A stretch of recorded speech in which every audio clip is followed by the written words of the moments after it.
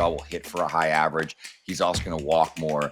And as I said, this is a guy that does know how to elevate, does know how to hit the ball hard in the air to his pull side. Matt Shaw is the top prospect for now in the Cubs system, as he could be a big contributor to this team in 2025. Let's hit a prospect profile. Scotty Braun, along with Baseball America's J.J. Cooper and Geoff Pontes. What do you think, Geoff? Matt Shaw, a Rookie of the Year candidate in the National League? Yeah, I mean, I would say, the odds-on favorite prior to probably Roki Sasaki signing, I would say that's probably, the two of those guys, certainly from a positional player side. I think Shaw falls squarely into that category. There were some offseason moves made. Of course, that Kyle Tucker trade not only added Kyle Tucker to this lineup, but also freed up a spot by trading Isaac Paredes and then also Cam Smith, who was behind Shaw in the pecking order in terms of when he would get to the major leagues. But competition at third base. And I think you can look at sort of this lineup right now. Roster Resources had it projected as Matt Shaw as the potential starter for quite some time. And I think when you look at the upper minor success and just the track record of this player, it's pretty easy to see why the Cubs would be so invested in this player and believe that he would be able to sort of handle it. We heard talk coming into 2024 that Shaw was spending the offseason working out at third base, not at second or shortstop, where I think a lot of us had projected he would end up long term. This is also a guy who has a long track record of hitting against high level competition, dating back to when he was in high school, dating back to when he was the Cape Cod League MVP, and really sort of ran the table from beginning to end in terms of the best player in the Cape Cod League in that summer. Won a championship with Braun. He's a big time player. Ultra competitive type. I think in some ways probably compares to Alex Bregman in that sense. Not the defender that Alex Bregman is, but I do think he has some other tools, particularly physical, that Bregman doesn't have. He hits the ball harder than Bregman ever has. This is a guy that does have sort of 2020 upside. He's quicker and a better base stealer, and actually has base stealing acumen that I think goes above and beyond just his sort of home to first run times. Really knows how to read pitchers. He's a very cerebral player. Kind of guy that, if you watch Cubs games every single day, you're probably going to fall in love with this guy. I can't help but just think about the fact that when you look at the Cubs and you look at kind of one of the ways that they have had success over the last decade, they had the wave that obviously led them to the World Series. But after that, they've always kind of loved drafting their productive college infield bats. Now, Ian Happ kind of always faced some questions about where he was going to play defensively, but he always could hit. Nico Horner kind of followed after that. I kind of also view Matt Shaw as maybe a slightly better version kind of following in those footsteps, where you're talking about these guys who have a long track record of production at the upper levels of college baseball, top level programs, who then go to the minors and do the same thing and just kind of earn that being plugged in like, okay, you're the guy. We're not counting on you to be the star from day one, but at the same time, you're a regular from day one that you arrive. And let's see if you can blossom into kind of being a cornerstone piece, and at worst, kind of a very good complementary piece. Geoff, when you kind of look at Shaw, speaking of for Cubs fans, like comparing him to guys that they know that have been up on the big league club already, if you compare him to, say, like a Nico Horner, how's he different? How's he better? How's he worse? Yeah, I don't think we're ever going to see Matt Shaw put up the sort of valuable defensive seasons that Nico Horner had put up when he was playing shortstop prior to Dansby Swanson coming over. Now he's one of the best defensive second basemen in baseball. It's a really talented defensive middle infield. So he's not going to have the same impact on that side of the ball. The other side, the big question, I think, dating back to when Horner was at Stanford and sort of one of the last sort of remaining guys with that Stanford swing, he likes to go inside out. It's, keeping the ball in the ballpark, hitting them where they ain't. That is not Matt Shaw's game. Shaw can do that. Shaw will hit for a high average. He's also going to walk more. And as I said, this is a guy that does know how to elevate, does know how to hit the ball hard in the air to his pull side.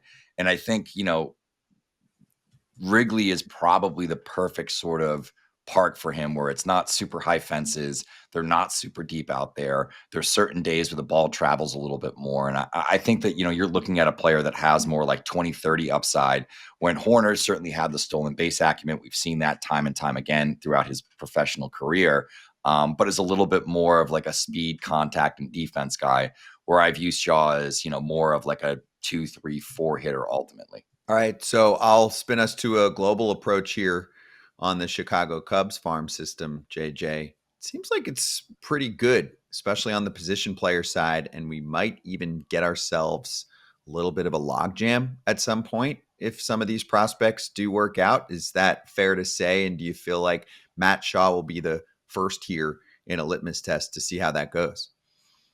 I would say that's completely fair to say. And I would say that if you look at the outfield, I feel like that the logjam's here. We've seen Owen Casey is that I'm not saying that Owen Casey couldn't use a few more at bats in the minor leagues, but Owen Casey's knocking on the door. Kevin Alcantara, is knocking on the door. So these are guys who have already reached the upper levels of the minors. And if the Cubs were earlier in this rebuild that they'd never have called a rebuild, I would say that you might just say, okay, that they're just going to plug in and get at bats. But you look at this team right now. I mean, that's why the Kyle Tucker trade was made. You got Kyle Tucker, you've got Pico Armstrong, you've got, we talked about Happ, you've got Seiya Suzuki, you've got a number of guys where I think Shaw is very well positioned here because he's kind of they've kind of cleared out a spot for him just to take it. But now going forward, they have a lot of guys who already have AA, already have AAA time. But Geoff, when I look at it, who's the next guy up? Who's the next guy who can really there's a clear path, or who is it pretty much everyone else going to be waiting for an opportunity, whether it comes by injury, whether it comes by trade, ineffectiveness, whatever it is? It's probably, of course, Shaw is number one. I think he's the one that has the clearest path to playing time. But when we talk about the more global picture of the system, it's probably Cade Horton. If Cade Horton can show that he's back, he's healthy, he gets, some of that feel and shape back on his fastball and his slider and can really be sort of that nasty two-pitch guy that we saw, he could fit into a bullpen role. He could be a spot starter guy, somebody that fills in for an injury on the rotation. I really think when you look at this logjam in the outfield, it's going to have to be an injury to one of those four guys you just mentioned. They made a big trade with Tucker. They're going to play that guy. And then you have a bunch of productive major leaguers and then a young, outstanding defensive center fielder in Pete Crow Armstrong. It's tough for me to imagine that any of those outfielders are going to be up. I think there's maybe even a chance that between now and the beginning of the season that we could even see the Cubs swing a trade and maybe move one of those outfielders or a couple for an upgrade somewhere else in the roster.